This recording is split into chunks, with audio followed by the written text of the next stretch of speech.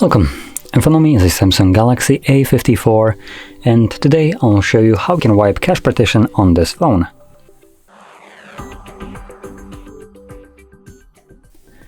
Now for this we'll need a cable, so you want to plug it into your computer and then connect it to your device. I probably heard it on my PC as well. So there we go. It's right now connected, and once that's ready, I'm gonna select our power button right over here. I'm gonna select restart, and once the device turns off, you want to hold power key and volume up. So right now.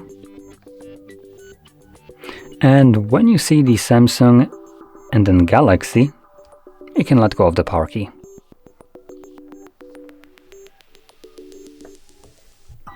From here, using either one of the volume keys to navigate, you want to scroll down and select Wipe Cache Partition. Confirm it with power key. Select Yes.